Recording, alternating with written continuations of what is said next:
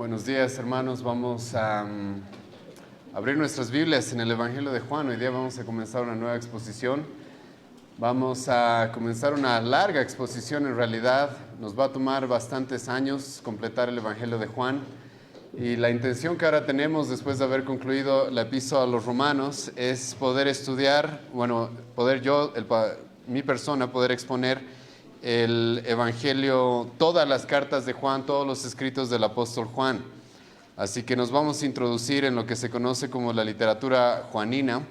Y hoy día vamos a comenzar con Juan capítulo 1. Juan capítulo 1, y vamos a dar lectura desde el versículo 1 hasta el versículo 5. Si bien el día de hoy no vamos a poder completar todos estos versículos. Juan capítulo 1, versículo 1 al versículo 5. El título del sermón es Jesucristo es Dios. Jesucristo es Dios. Pero antes de comenzar, hermanos, como siempre vamos a orar, ¿sí? Señor, te agradecemos un domingo más que tú nos reúnes para aprender tu palabra en este momento. Y hoy día, de manera especial, te rogamos por tu misericordia para que tú puedas abrir nuestros ojos a quién es tu Hijo, quién es Jesucristo, por qué es que creemos en Él. Te ruego, Dios, misericordia para poder expresar y exponer algo que sobrepasa, sabemos, Señor, nuestra habilidad como expositores, pero en tu misericordia y en tu gracia, Señor, reposamos para poder exponer quién es tu Hijo, quién es aquel nuestro Salvador, el cual estuvo dispuesto a hacerse hombre por nosotros para salvarnos, Dios. Te ruego por tu misericordia esta mañana y te agradecemos por este nuevo estudio que estamos comenzando en la iglesia. En el nombre de Jesús, amén. Entonces, hermanos, vamos a leer Juan capítulo 1, versículo 1 al 5. La palabra del Señor dice así: En el principio era el Verbo, y el Verbo era con Dios, y el Verbo era Dios. Este era en el principio con Dios. Todas las cosas por Él fueron hechas, y sin Él nada de lo que ha sido hecho fue hecho. En Él estaba la vida, y la vida era la luz de los hombres. La luz en las tinieblas resplandece, y las tinieblas no prevalecieron contra ella. Bueno, hermanos, en las siguientes exposiciones y en todo lo que vamos a ver en el Evangelio de Juan, hay una pregunta fundamental, la cual vamos a ir respondiendo semana tras semana. Esta pregunta es: ¿quién es Jesucristo? ¿Quién es Jesucristo? ¿Por qué debemos creer en Él? ¿Qué es lo que Él ha hecho por nosotros? Esas son algunas de las preguntas que vamos a responder, pero la pregunta central, sinceramente, es: ¿quién es Jesucristo? Y la respuesta a esta pregunta, hermano, es lo que verdaderamente va a demostrar que eres cristiano o no. La respuesta a esta pregunta es lo que va a demostrar, es lo que va a manifestar que verdaderamente eres cristiano. La mayoría de las falsas religiones atacan la persona de Jesucristo, si no todas.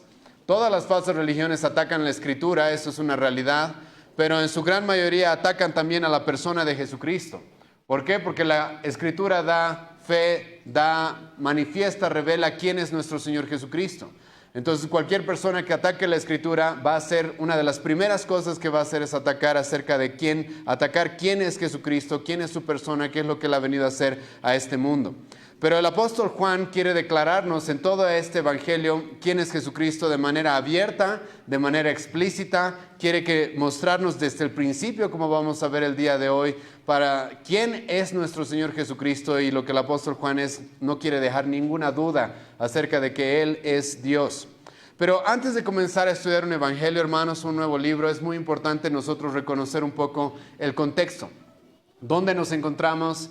¿Quién ha escrito este evangelio? Y son algunos datos necesarios que tú debes tener para poder estudiar de manera personal este evangelio, como nosotros también debemos tener y tomar en cuenta todos estos datos para poder exponerlos. Como sabemos, el autor de este evangelio es Juan, el apóstol Juan. Ahora, no es específicamente porque el apóstol Juan nos diga de que él escribió este evangelio en todos estos capítulos que vamos a ir estudiando, pero claramente se lo reconoce a él como el autor por la tradición de la iglesia, aparte de que él, por algún motivo, va a hablar acerca de un discípulo amado. A todos los demás discípulos los va a tratar como otros discípulos, pero él se va a referir de manera especial a un discípulo amado, el cual hace referencia, y como vamos a ver eso en las siguientes exposiciones, de que Juan es el que está escribiendo este evangelio. Sinceramente, no hay mucha discusión acerca de que Juan fue el escritor de este evangelio. tenemos varios libros del apóstol Juan y la evidencia histórica, la evidencia textual nos aclaran claramente, nos aclaran de que Juan realmente fue el autor de este evangelio, algo que vamos a ir viendo a través de toda la exposición que vamos a hacer de este libro.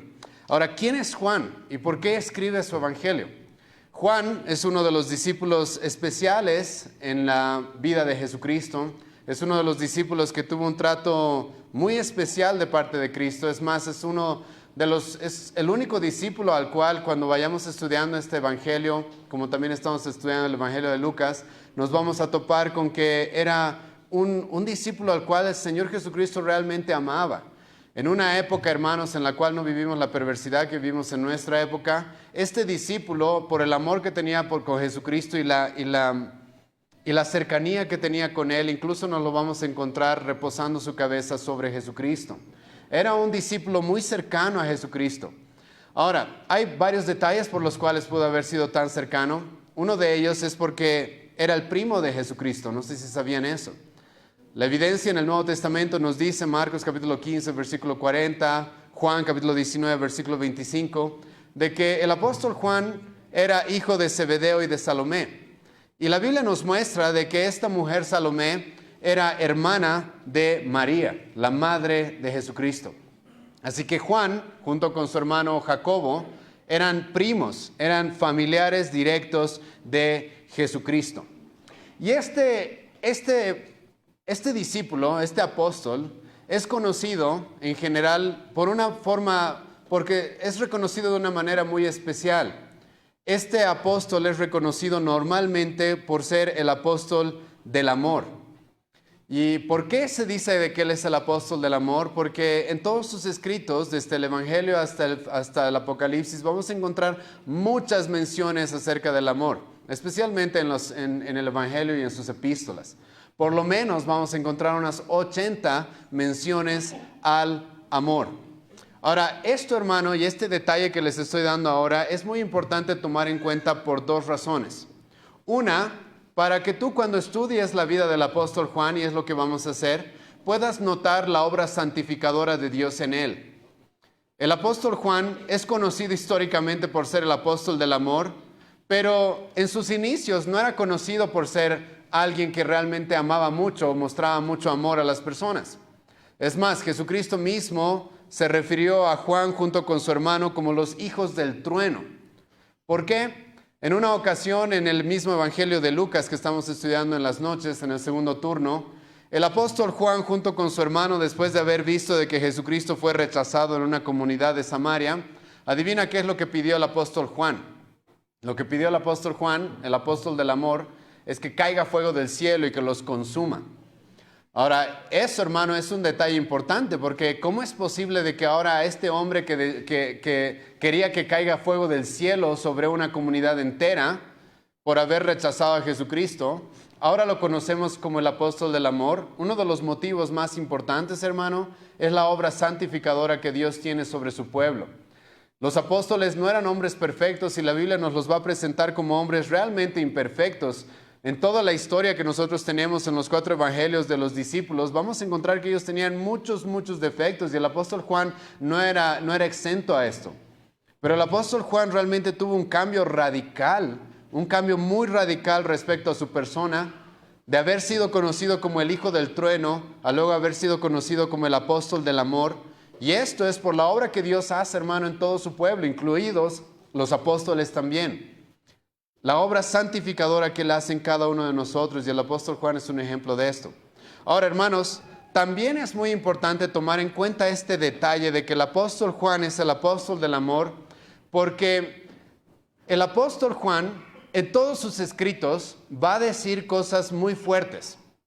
Es más, si tú lees la primera epístola de Juan, vas a notar de que el apóstol Juan va a ser muy directo, muy conciso, y muy incluso rudo al expresarse respecto a diferentes circunstancias que estaba viviendo la iglesia en aquella época. El apóstol Juan, por ejemplo, va a hablar acerca del anticristo y de aquellos que sirven al anticristo en su primera epístola de manera muy fuerte.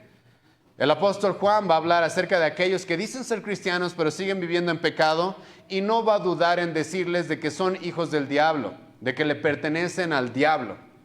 El apóstol Juan, si bien es conocido como el apóstol del amor, eso no significa de que era un hombre pasivo, eso no significa de que era un hombre débil, eso no significa que no era un hombre que estaba dispuesto a exponer la verdad.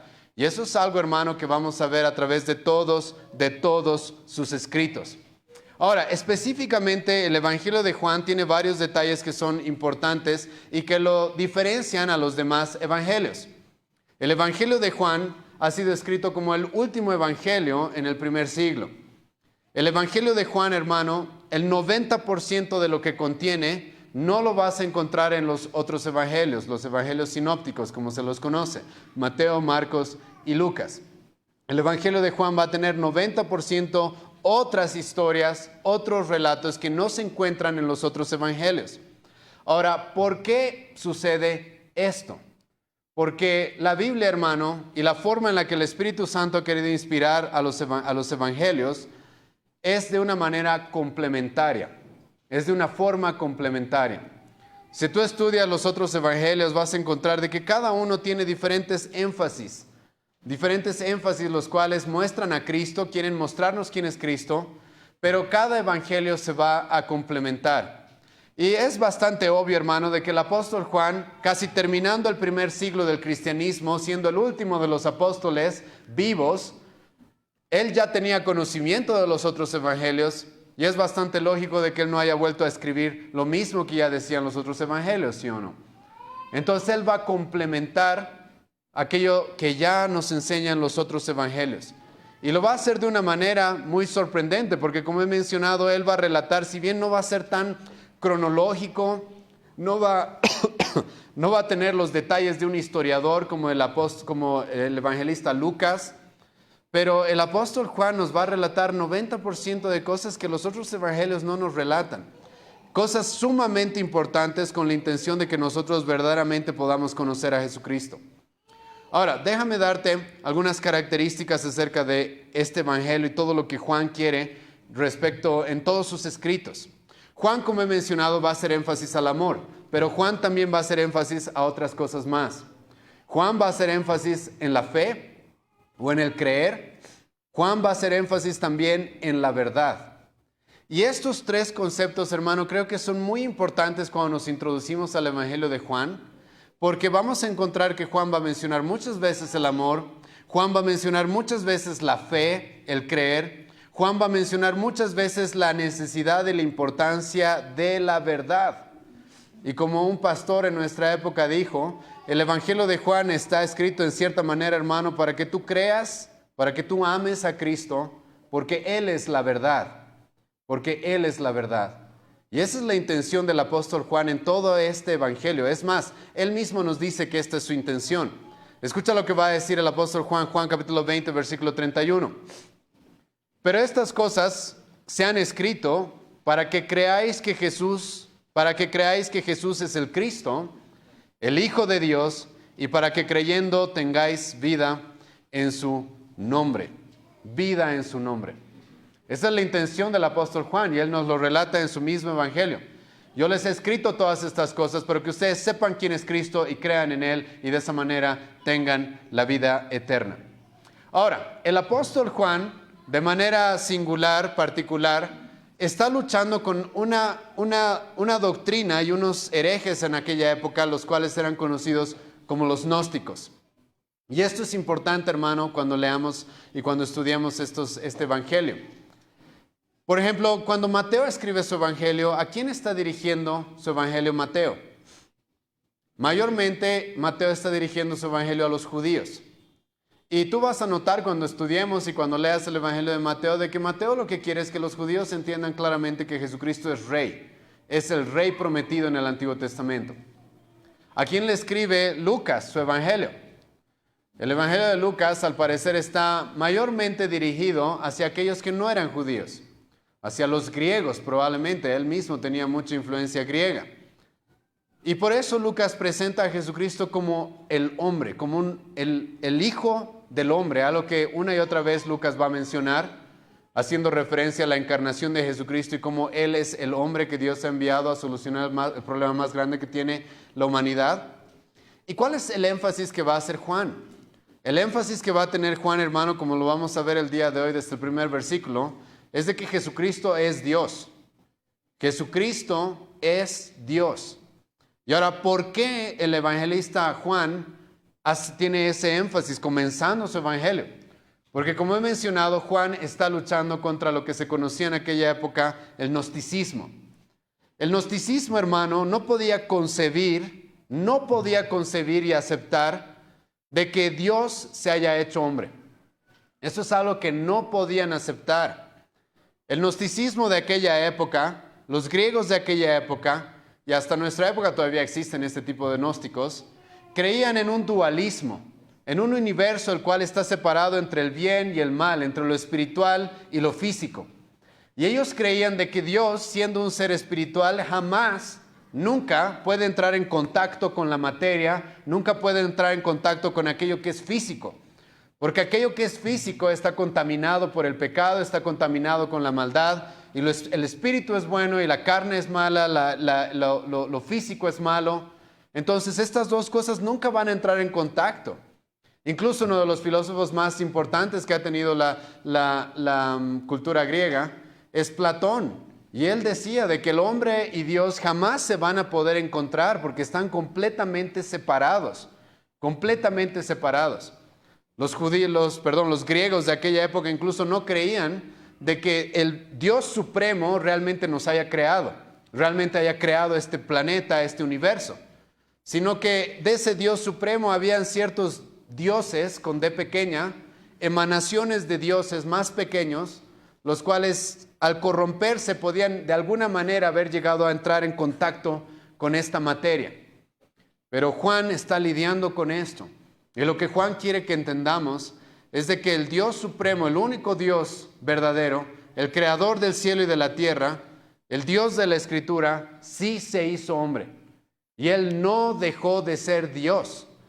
El Dios creador del cielo y de la tierra se hizo hombre para salvarte a ti y a mí.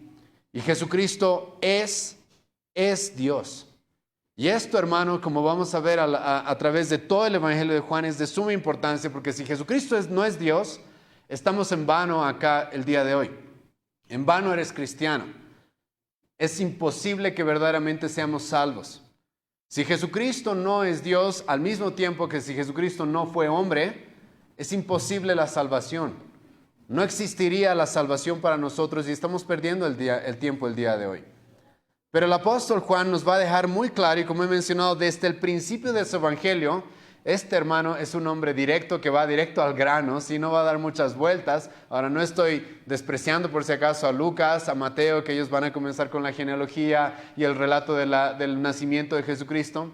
Pero Juan tiene la intención de mostrarnos que Jesucristo es Dios y es así como va a comenzar su evangelio.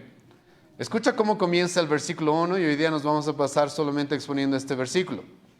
En el principio era el verbo, y el verbo era con Dios, y el verbo era Dios.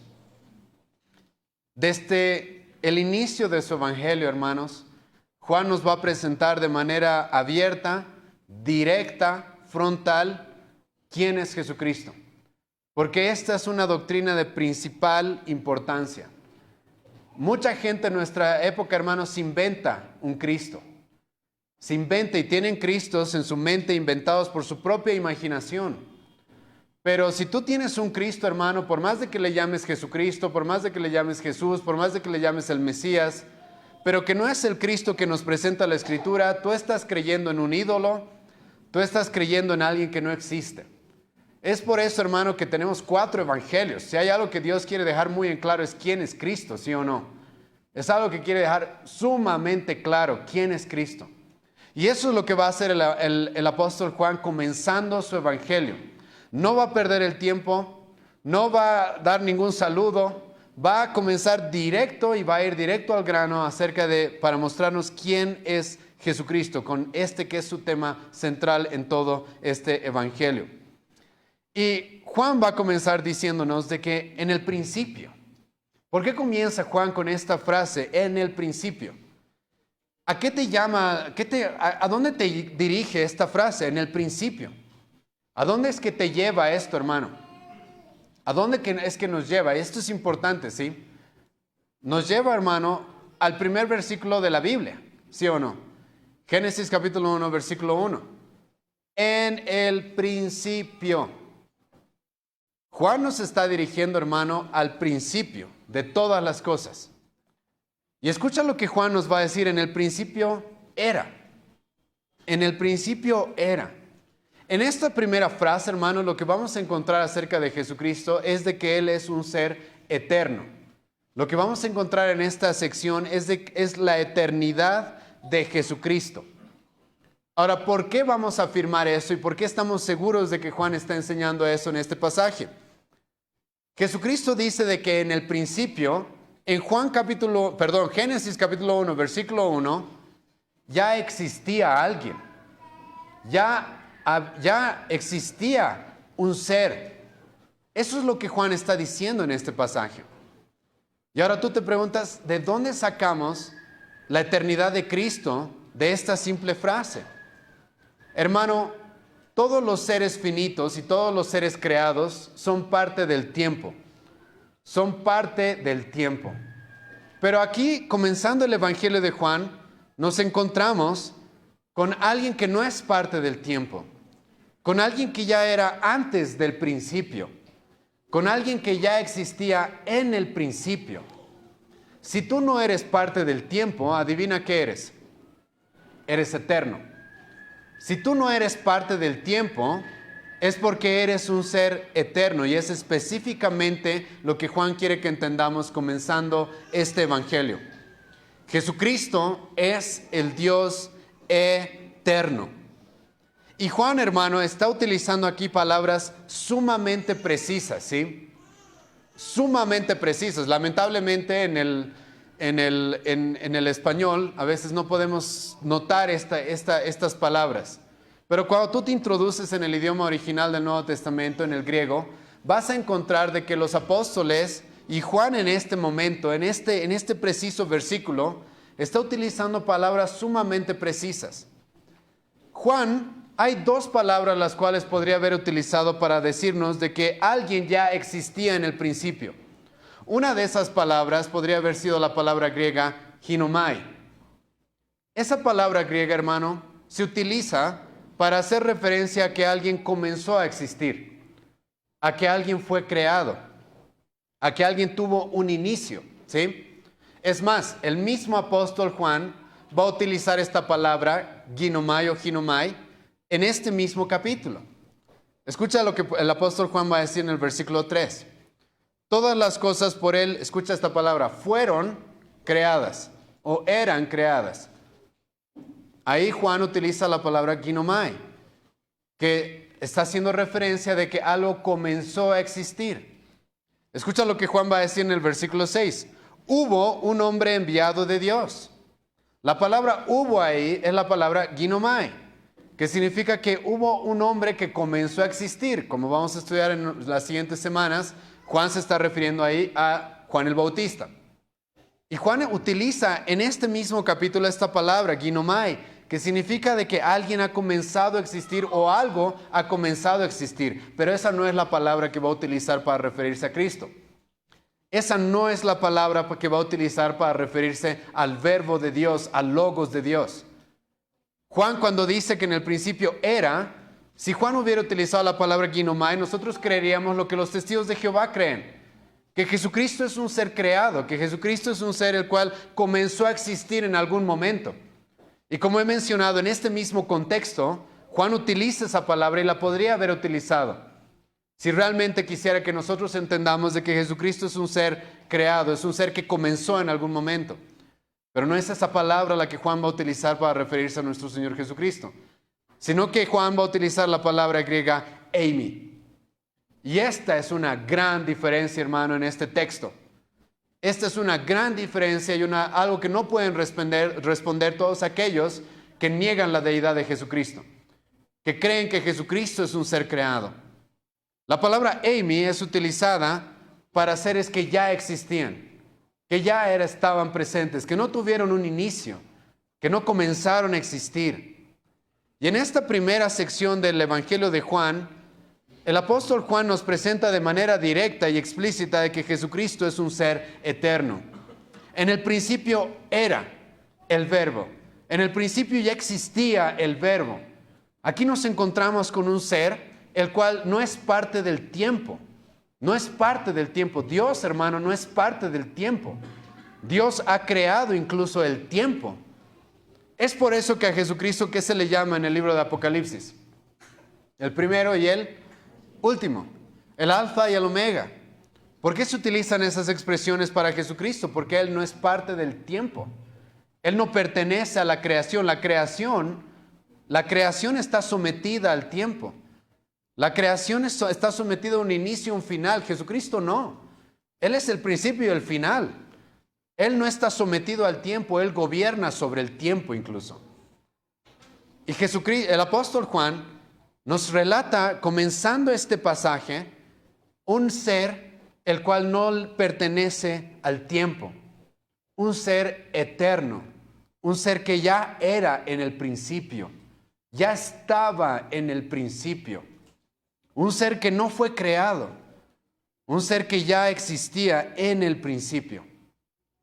Ahora, continuando en este versículo, hermano, el apóstol Juan nos va a mostrar de que Jesucristo, y aquí, hermano, esto es lo que hoy día estamos viendo, sinceramente, es una de las doctrinas más importantes en nuestra iglesia. Estamos aprendiendo cristología y hoy día vamos a aprender también un poco acerca de la Trinidad. Hermano, esas son doctrinas fundamentales. Si tú niegas esas doctrinas, no eres cristiano, eres un hereje. Si tú niegas cualquiera de estas doctrinas, no eres cristiano, ¿sí? Y el apóstol Juan, comenzando su evangelio, nos va a mostrar esto. Jesucristo es un ser eterno, es un ser que ya existía en el principio, pero ahora nos encontramos, hermano, con algo que mucha gente en la historia del cristianismo, en la historia de la humanidad, le ha costado mucho entender. Y es de que Jesucristo es Dios, pero es la segunda persona de la Trinidad. Escucha lo que dice el versículo 1. En el principio era el Verbo, y luego ¿qué dice? Y el Verbo era con Dios. En los primeros siglos del cristianismo, hermano, aparecieron muchas herejías. Varias de ellas fueron herejías las cuales atacaron nuestra doctrina de la Trinidad. Herejías como los sabelianos, los monarquistas, los modalistas atacan esta doctrina. No creen en la Trinidad. Ahora, ¿por qué ellos no creen en la Trinidad? Porque ellos no logran concebir que la Biblia nos muestra estas dos cosas. La Biblia nos dice, Deuteronomio capítulo 6, Dios es uno. Pero la Biblia nos dice, al mismo tiempo nos dice, de que el Padre es Dios, de que el Espíritu Santo es Dios y de que el Hijo es Dios, como vamos a ver el día de hoy. Y hay personas, hermanos, que lamentablemente para interpretar la Biblia ponen la razón como la autoridad máxima. Entonces, si yo no puedo entender cómo estas dos cosas se combinan, que Dios es uno y al mismo tiempo es Padre, Hijo y Espíritu Santo, no lo acepto. Pero hermanos, nosotros usamos la razón, nosotros usamos el intelecto, pero nosotros creemos que la revelación está por encima de tu razón y de tu intelecto. Y si la revelación me dice de que Dios es uno y el Hijo es Dios, el Padre es Dios, el Espíritu Santo es Dios, yo tengo que creerlo, aunque no pueda entenderlo completamente. Y uno de los pasajes, hermanos, más claros respecto a esto es este pasaje específicamente. Es este pasaje. Y hace algún tiempo me he sido enfrentado a unos videos que están circulando mucho por internet de unos hombres judaizantes que ellos dicen, nosotros estudiamos la Biblia desde las tradiciones hebreas, ¿sí? Y cuando tú los escuchas, parecen gente muy erudita, sinceramente. Gente sumamente erudita. Y ellos te van a hablar de palabras griegas y hebreas, lo cual no está mal. Nosotros hacemos eso también. Pero ellos van a decir, nosotros estamos interpretando la Biblia de la manera hebrea, judía, correcta, mesiánica, etc. Y uno de estos hombres afirmó esto. En el Nuevo Testamento nunca se nos presenta la Trinidad. En el Nuevo Testamento nunca hay una discusión sobre la Trinidad. Y eso es lo que vamos a rebatir el día de hoy en el primer versículo del Evangelio de Juan. En el primer versículo del Evangelio de Juan ya se nos está presentando la Trinidad. Tienes que ser muy ignorante, tienes que estar realmente ciego para no ver esto. Escucha lo que va a decir el apóstol Juan. Nos encontramos con una persona eterna, ya era desde el principio, ya era, y ahora pero nos encontramos que esta persona, el Verbo, está con Dios. Está con Dios. Hermano, esto es muy importante. Hay gente que dice, escucha, de que Dios es uno y de que Dios a veces se transforma en el Hijo, a veces se transforma en el Espíritu Santo, a veces se transforma en el Padre, así como si se pudiera diferentes máscaras. Esa es la herejía modalista. Nosotros no creemos eso, hermano. Ahora, ¿por qué? Porque aquí se nos está presentando un ser eterno que está cara a cara con Dios. Y eso, hermanos, es muy importante en este pasaje. En el griego, el apóstol Juan va a utilizar esta expresión, prostonteón. Juan nos dice de que hay alguien que está de manera literal, hermano, cara a cara con Dios. Entonces, tenemos un ser eterno que no pertenece al tiempo, no pertenece a la creación, no ha sido formado, no ha tenido un inicio. Y al mismo tiempo, pero este ser está cara a cara con Dios. Está cara a cara con Él. Ahora, aquí, hermano, te das cuenta, aquí ahora estamos hablando de dos seres. Estamos hablando de un ser al cual se le llama Dios, y ahora nos encontramos con este verbo, este logos, esta palabra, la cual está con Dios. Y ahí, hermano, quierase o no, encontramos la doctrina de la Trinidad. Nos encontramos con un Padre y ahora con alguien más. Con alguien más. Ahora tú me vas a decir, ya está bien, el texto nos dice de que está cara a cara con Dios, pero ahí, ¿de dónde sacamos de que este ser tiene que ser Dios? Hermano, no sé si cuando leíste tu Biblia te diste cuenta de algo. Dios dice, nadie me va a ver y va a ¿qué? Vivir. Dios va a decir eso de manera clara, directa. Va a decir, ningún hombre me va a ver y va a vivir. Eso le dice a Moisés, ¿se acuerdan Éxodo? Nadie puede estar cara a cara conmigo y vivir. Entonces, hermano, este ser que Juan nos está presentando no es un hombre. No es un hombre. En este texto no es un hombre. Más adelante, versículo 14, vamos a ver que este ser se encarnó, se hizo un hombre, sí. Pero en este contexto, en este preciso versículo, no es un hombre. Dios dijo, ningún hombre me va a ver y va a vivir. ¿Sí? Ahora, tal vez queda esta opción de que este ser sea un ángel.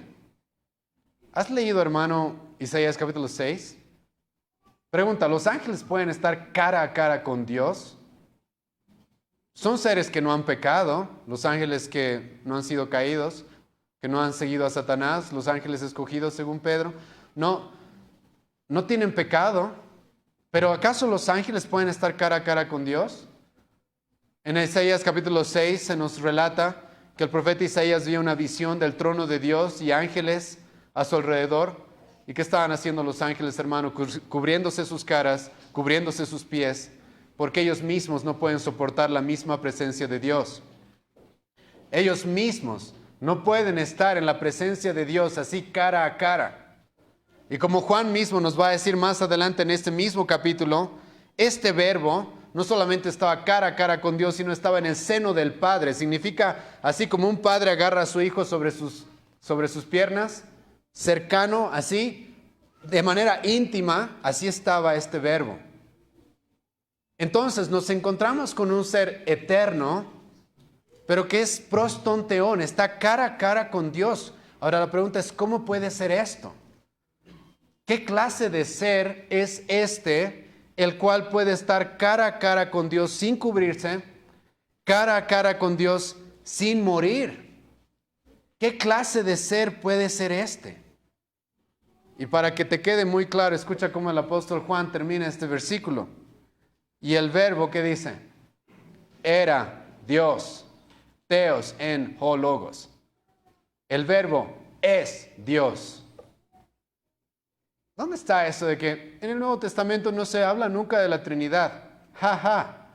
¿Qué dice este pasaje? de manera explícita y directa, nos dice, hay un ser eterno que estaba en el principio, hay un ser que está cara a cara con Dios y este ser es Dios. Este ser es Dios. Hermano, yo no puedo evitar esto. Yo creo en un solo Dios, ¿sabías? Sí, creo en un solo Dios. Que en esencia es un solo Dios. En atributos es un solo Dios. Por naturaleza es un solo Dios, pero son tres personas. Eso es inevitable en la Escritura, hermano. Ni siquiera solamente aquí en el Nuevo Testamento, en el Antiguo Testamento también. Con aquellos que están en los cursos de membresía vamos a estudiar más a profundidad el tema de la Trinidad. Pero en este pasaje, de manera directa, se nos presenta a este ser, el cual es Dios. Es por eso, hermano, que nosotros consideramos a los testigos de Jehová herejes. Es por eso que nosotros consideramos a los mormones que dicen que Jesucristo, escucha, es el hermano de Satanás, son herejes. Son herejes. No podemos tener comunión con ellos. Ellos son una falsa religión. Son una falsa religión. Este también, hermano, es uno de los motivos por los cuales nosotros no tenemos comunión con los judíos. Porque los judíos no están dispuestos a aceptar esto acerca de Jesucristo. Él es Dios. Es este también, hermano, uno de los motivos por los cuales no tenemos comunión con los católicos. Ahora, eso le va a sonar raro a algunos. Porque los católicos dicen que Jesucristo es Dios. En sus doctrinas, en sus dogmas, está de que Jesucristo es Dios. Pero en la práctica, Jesucristo no es Dios. ¿Has notado eso en la religión católica? En la práctica, Jesucristo no es Dios. ¿Por qué? Porque yo no, ¿sabes? Tengo que ir a María para que ella interceda por mí, para que ella me escuche. Tengo que ir a un santo, tengo que prender una vela, tengo que hacer ciertas cosas para que Dios me escuche. Jesucristo es Dios y Jesucristo me dice, yo estoy contigo todos los días hasta el fin, ¿por qué yo tendría que recurrir a María? Los católicos en la práctica no creen que Jesucristo realmente sea Dios. Pero lo que el apóstol Juan dice acá, Jesucristo es Dios. Ahora, hermano, es por esto que a Jesucristo, como a Dios el Padre, en toda la Escritura se les van a dar los mismos títulos, los mismos atributos. Y esto, y yo sé, hermano, que algunos de ustedes están pensando, ok, el pastor está diciendo aquí cosas muy, muy firmes, pero está todo basado en un versículo, y sinceramente este versículo sería suficiente. Pero déjame mostrarte qué es lo que dice toda la Escritura acerca de Jesucristo y de Dios el Padre. A Dios el Padre se le llama pastor, ¿verdad? Salmo capítulo 23, Jehová es ¿qué? Mi pastor. ¿A quién se le llama pastor en el Nuevo Testamento? Juan capítulo 10, versículo 14. Yo soy el buen pastor, dice Cristo. Al Padre se le llama juez. Génesis capítulo 18, versículo 25. Adivina, ¿a quién se le llama juez también? A Cristo. Segunda Timoteo capítulo 4. Al Padre se le llama el Santo. Adivina, ¿a quién se le va a llamar santo también? A Cristo. Es más, hoy día mismo vamos a estudiar esto en la noche. En el Evangelio de Lucas, los demonios le van a decir a Jesucristo, tú eres el santo de Dios. Se le da los mismos atributos, los mismos títulos. Al Padre se le llama el primero y el último, a Cristo se le llama el primero y el último. Al Padre se le llama la luz del mundo, al Hijo se le llama la luz del mundo también. Al Padre se lo reconoce como el Señor del día de reposo. Al Hijo, Cristo va a decir, yo soy el Señor del día de reposo. Al Padre se le va a llamar Salvador, Isaías 43. Al Hijo se le va a llamar el Salvador, Tito capítulo 2. En el Antiguo Testamento se va a hablar de Dios como el traspasado. En el Nuevo Testamento, ¿a quién traspasaron, hermano? ¿A quién traspasaron? ¿A quién clavaron en una cruz? Horadando sus pies y sus manos. A Cristo. En el Antiguo Testamento se le va a llamar Dios fuerte al Padre. Al Hijo se le va a llamar Dios fuerte. En el Antiguo Testamento se le va a llamar Señor de señores. En el Nuevo Testamento se nos va a decir, si tú no declaras a Jesucristo como ¿qué? Como tu Señor, tú no puedes ser salvo. Hermano, Jesucristo es Dios. En el Antiguo Testamento se va a llamar a Dios el Padre el Redentor. En el Nuevo Testamento Cristo es nuestro Redentor. En la Biblia se nos muestra que el Padre es eterno, Como hemos visto en este pasaje, el Hijo también es eterno. En la Biblia se nos muestra que el Padre es omnipresente. En el Nuevo Testamento se nos muestra que Cristo también es omnipresente. El Padre es omnisciente, Cristo es omnisciente.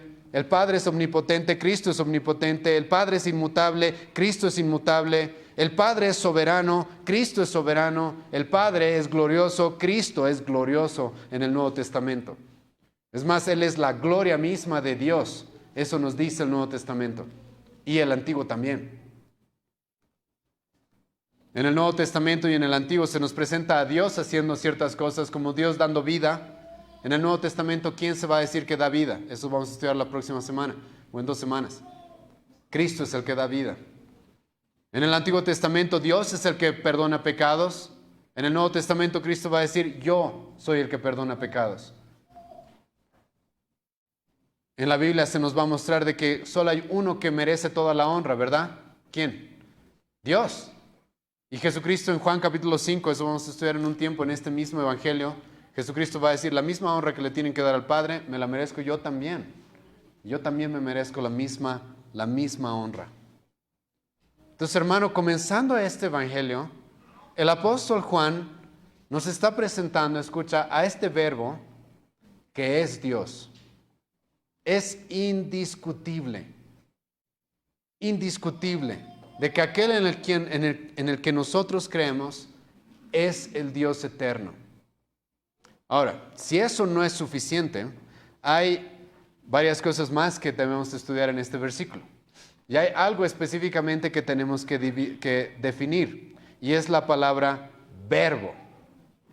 Y a algunos de ustedes les debe llamar la atención eso. ¿Por qué se le llama verbo? ¿Sí? Es un poco extraño quizás para nuestro lenguaje que a alguien se le llame el verbo, ¿sí? O la palabra. En el griego, hermano, es la palabra logos, el logos de Dios. El logos, que puede significar palabra. Esa palabra en el griego es una palabra muy interesante porque puede hacer referencia a la palabra dicha, hablada, a la palabra. También puede hacer referencia a la razón, a la lógica, ¿sí? a aquello que es razonable. Puede ser traducida, como la traduce la Reina Valera, como verbo. Pero sinceramente no vas a encontrar mucho del significado de cómo Juan está utilizando esta palabra y por qué la está utilizando simplemente en el significado de diccionario. Palabra, verbo, razón, discurso, está bien, todos esos son significados de esta palabra, son traducciones de esta palabra. Pero lo que tú necesitas saber, hermano, era cómo se utilizaba esta palabra en la época del apóstol Juan. Y esto, hermano, es algo muy importante. Porque Juan está aquí a través del Espíritu Santo, siendo inspirado por el Espíritu Santo, utilizando palabras sumamente precisas. ¿Qué significaba la palabra logos en aquella época? Déjame mostrarte qué es lo que significaba para los griegos y qué es lo que significaba para los judíos. Los griegos, hermano, 560 años antes de Cristo, se había levantado un filósofo, que ustedes mismos lo pueden estudiar el día de hoy, llamado Heráclito. ¿Sí? Heráclito. En una época en la que los griegos estaban, hermano, debatiendo cuál será el elemento más importante en este universo, ¿sí? ¿Cuál será el elemento el cual dé significado y haya causado todo lo que vemos? Algunos decían es el fuego, otros decían es el aire, otros decían es el agua, otros decían es la tierra. Y se levantó este filósofo Heráclito antes de Jesucristo y él dijo, es el logos. Heráclito, este filósofo, veía el mundo y se daba cuenta que este mundo está en constante movimiento. Este mundo, este filósofo se dio cuenta, está en constante cambio, es como un río que constantemente se está moviendo. Y entonces este filósofo se hizo esta pregunta: ¿qué será lo que mantiene a las estrellas en su curso? ¿Qué será aquello que produce todo lo que nosotros vemos? ¿Qué será aquello que produce el flujo de los ríos, el reflujo de las mareas? ¿Qué es lo que hace que los días y las noches sucedan continuamente e indefectiblemente? ¿Qué es lo que produce todo este orden inalterable, las estaciones? ¿Qué será aquello? Y la respuesta a la que había llegado es el Logos de Dios. Hay un Logos en este universo el cual mantiene todo unido. Hay un Logos en el universo el cual le da significado a todo. Hay un Logos en este universo por el cual todas las cosas son.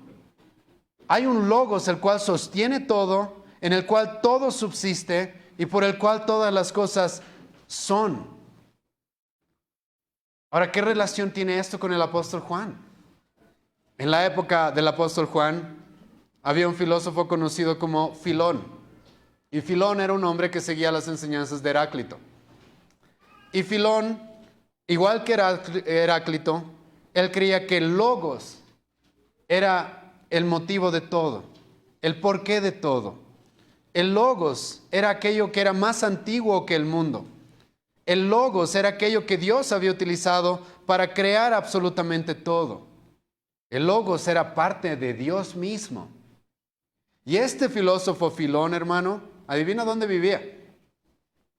En Éfeso. Y adivina dónde Juan escribe su evangelio. En Éfeso. Juan sabe, hermano, de que los griegos están buscando el significado, el porqué de todo.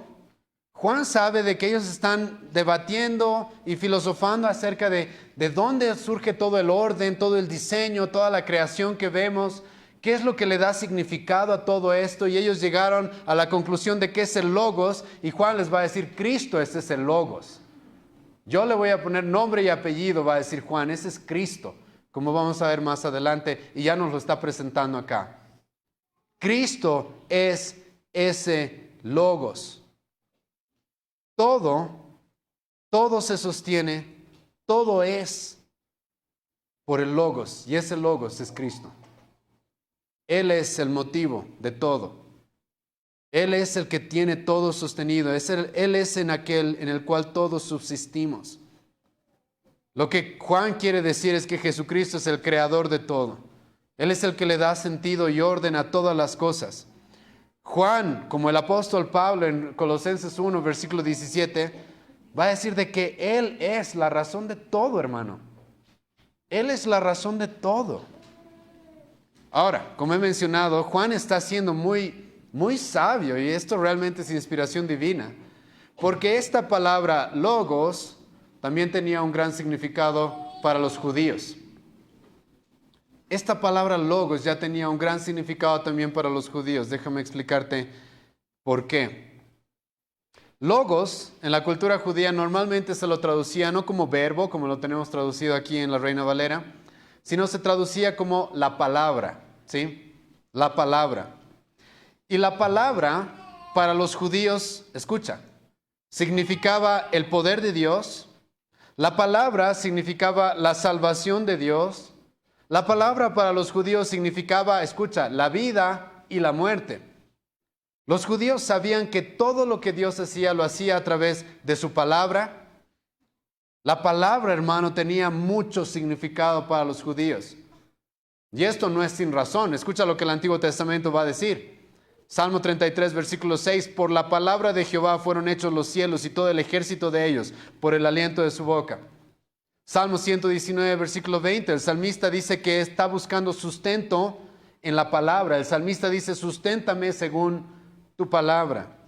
Salmo 119, 105, el salmista que va a decir, lámpara es a mis pies tu palabra y lumbrera a mi camino. Escucha lo que va a decir el salmista, Salmo 119, 107. Vivifícame, en otras palabras, dame vida, Dios, conforme a tu palabra. Salmo 119, 130, la exposición de tus palabras alumbra, hace entender a los simples. La palabra para los judíos era de suma importancia. La palabra para los judíos tenía que ser recibida, no podía ser cuestionada. No podías cuestionar tú cuando la palabra de Dios llegaba. No podías cuestionarla, no podías ponerla en duda. Debías de recibirla con toda reverencia y honor. La palabra era por la cual tú podías conseguir conocimiento, sabiduría y la vida eterna, hermano. Era la palabra, el verbo, el logos. Lo que los judíos veían, entendían todo esto. Y ahora hay un detalle más. Un detalle histórico, hermano, que le va a añadir peso a todo lo que estoy explicando el día de hoy. 100 años antes de que Jesucristo llegue a este mundo, la lengua hebrea estaba extinguiéndose, hermano. La lengua hebrea ya se estaba dejando de hablar. La gente normalmente ya estaba hablando, desde que nacían se les enseñaba el arameo y el griego. El hebreo se estaba perdiendo. Entonces los judíos, 100 años antes de que Jesucristo llegue a este mundo, decidieron, como nuestra lengua hebrea se está perdiendo, entonces tenemos que traducir nuestra Biblia hebrea en el Antiguo Testamento. La mayor cantidad del Antiguo Testamento está escrito en hebreo. Los judíos dijeron, tenemos que traducirlo a la lengua vernácula, a la lengua que ahora hablamos. Tenemos que traducirlo al griego, tenemos que traducirlo al arameo, tenemos que traducirlo a los idiomas que se hablan en nuestra época. Esa traducción se la conoce, específicamente la traducción al arameo se la conoce como el Targum o el Targumim. Esta es una traducción, hermano, que los judíos conocían muy bien en la época de Jesucristo. Esta es una traducción que el apóstol Juan conoce muy bien. Y esta traducción del Antiguo Testamento, en la época del apóstol Juan y en aquella época en la cual se hizo esta traducción, tenía una característica especial. Y es de que los judíos, como tenían tanto respeto y tanta honra por el nombre de Dios, ellos tenían mucho cuidado de que alguien pueda comparar a Dios con un ser creado, ¿sí? Tenían mucho celo de eso, de que alguien pueda de alguna manera argumentar de que el Dios que ellos creían era un ser creado. Ellos querían evitar eso. ¿Y qué es lo que hicieron los judíos antes de Jesucristo, 100 años antes? Cuando tradujeron el Antiguo Testamento, todos aquellos lugares en los cuales se presentaba a Dios con alguna característica humana, en lugar de decir Dios, ellos le pusieron la palabra de Dios. La palabra. Ellos simplemente querían evitar de que alguien crea de que Dios tiene brazos, de que Dios tiene piernas, de que Dios tiene ojos, porque Dios es espíritu. Entonces, para evitar ciertas confusiones, estos hombres tradujeron en el Antiguo Testamento todos aquellos lugares en los que Dios se hacía alguna conexión con Dios teniendo brazos o ojos o alguna característica humana. En lugar de decir Dios, ellos decían la palabra, el verbo, el logos. Por ejemplo, Isaías 48, versículo 3, escucha la forma en la que tradujeron esta parte. El texto original dice esto: mi mano fundó la tierra y mi mano derecha midió los cielos con el palmo. Al llamarlos yo, comparecieron juntamente. Eso es lo que dice el texto. Escucha cómo ellos la habían traducido. En lugar de decir por mi mano, ellos tradujeron por mi palabra he fundado la tierra y por mi fuerza he colgado los cielos. Todos aquellos lugares donde a Dios se le da alguna característica humana, ellos preferían utilizar esta palabra, el logos. El logos. Y hermano, cuando Juan les presenta en la época, en el primer siglo, terminando el primer siglo, este primer versículo de su evangelio, Juan le está diciendo a los judíos, aquí está el logos, aquí está el poder de Dios, aquí está la luz de Dios, aquí está la salvación de Dios, aquí está Dios mismo, aquí está Dios mismo. Él sabía, hermano, que los judíos iban a tomarlo de esa manera.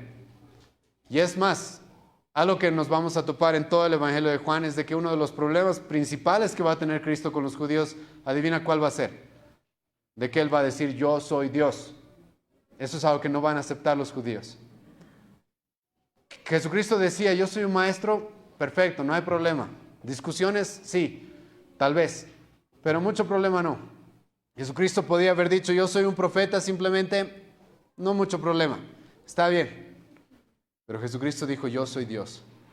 Y el apóstol Juan va a comenzar su evangelio presentándole a los judíos como el logo de Dios. El logos de Dios, el cual significa Dios mismo. La palabra por la cual Dios hace todo. aquello en lo cual la vida de los judíos, de lo cual la vida de los judíos dependía, su sabiduría, su conocimiento, su subsistencia. Todo absolutamente los judíos como los griegos entendían dependía del Logos.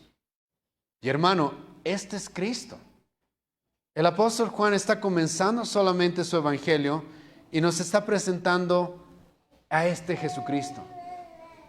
Hermano, nosotros no creemos en un hombre o una mujer como Elena G. de White, en un simple hombre o una simple mujer. Nosotros no ponemos nuestra fe en una virgen. Nosotros no ponemos nuestra fe en un supuesto profeta llamado Mahoma. Nosotros creemos en Dios mismo como nuestro Salvador. Y eso es de suma importancia, hermano. Y algo que tú tienes que empezar a hacer comenzando a estudiar este evangelio, hermano, es sinceramente guardar todas estas cosas en tu corazón. Porque para mucha gente, cuando lleguemos al relato de la cruz, que lo vamos a hacer de aquí a unos buenos años, mucha gente, hermano, ha escuchado tanto ese relato, alguien muriendo en una cruz, que simplemente ya lo escuchan como algo común y corriente. Pero por algún motivo, hermano, el Evangelio de Juan va a tomarse todos los capítulos hasta los últimos con este objetivo, hermano, que nos lo está presentado desde el principio, de que tú entiendas que Jesucristo es Dios. Él es quien te ha creado. Él es el que ha creado absolutamente todo. Él es el dueño de todo el universo. En Él nosotros nos movemos y existimos. Por Él subsistimos. Y hermano, cuando tú realmente entiendes eso, cuando llegas a la historia de la cruz, sabes, esa muerte no es cualquier muerte. Es Dios mismo derramando su sangre para salvarme. Eso es lo que va a decir el apóstol Juan en Hechos 20:28, ¿sí o no? La iglesia que ha sido comprada por la sangre de Dios. La sangre de Dios. ¿Cómo es eso posible? Como vamos a ver más adelante, porque este verbo, este ser que es Dios, este ser eterno, se hizo hombre, se encarnó. Hermano, este es Cristo, ¿sí? Y no lo compares con nadie. Nadie en la historia, de nadie en la historia se dice lo que se dice de Cristo en este pasaje. De nadie en la historia se dice esto, hermano. Hay muchos mitos, muchas leyendas de supuestos mesías, de grandes hombres y héroes. De nadie se dice lo que se dice en este solo versículo de Juan, hermano. De nadie. Y déjame preguntarte, ¿es este el Jesucristo en el que crees? Porque si no, hermano, no eres hermano, no eres cristiano. Lo que hace nuestra salvación posible es de que el Verbo de Dios hizo carne para morir por nosotros, hermano. Mi deuda con Dios es eterna. Por lo tanto, aquel que pague mi deuda, adivina qué debe ser. Eterno, como hemos visto el día de hoy. Mi deuda, hermano, es infinita. Es por eso que como el día de hoy hemos visto, un ser eternamente valioso, el Hijo de Dios que está cara a cara con Dios, en una relación íntima con Dios, el Verbo que es Dios, vino a pagar mi condena, hermano, porque mi deuda es infinita. Este ser que venga a salvarme debe ser Dios. La ira que yo merezco es la de Dios. Dios es el único que puede soportar su ira. La justicia que yo debo tener es la justicia de Dios. Cristo es el único que me puede dar esa justicia. ¿Sabes por qué? Porque es Dios. Porque es Dios. Tú puedes creer en la Virgen y ser sumamente devoto a la Virgen, jamás vas a encontrar esta salvación.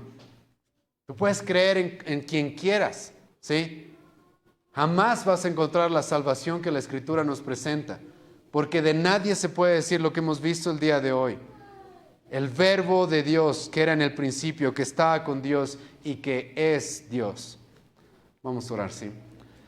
Te agradecemos, Señor, esta mañana y por esta introducción a este Evangelio, Señor. Que en tu misericordia, Dios mío, y sinceramente con mucho temor empezamos a predicar, sabiendo, Señor, de que tanta es la grandeza, tanta es la grandeza de tu revelación, Señor, de que realmente es una tarea imposible hacerle justicia, Señor, a todo lo que tú quieres que entendamos de tu palabra.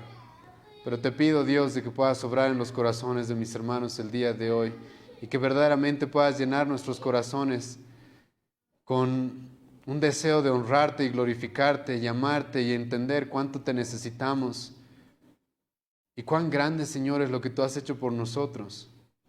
Que Cristo, Dios mío, no es un simple hombre, no es un simple carpintero como quisieron decir los judíos, no es un simple Galileo o Nazareno. Él era el Verbo de Dios, Él es el Verbo de Dios, Él es tu Hijo. Señor Dios, te rogamos misericordia para poder comprender esto y que verdaderamente sea una convicción en nuestros corazones y que estemos dispuestos, Señor, a levantarnos en contra de todos aquellos que atacan a tu Hijo, todos aquellos que creyendo tener cierto conocimiento, la realidad es de que no están más que sumergidos en una profunda ignorancia y oscuridad, porque tu palabra es muy clara al presentarnos a Cristo.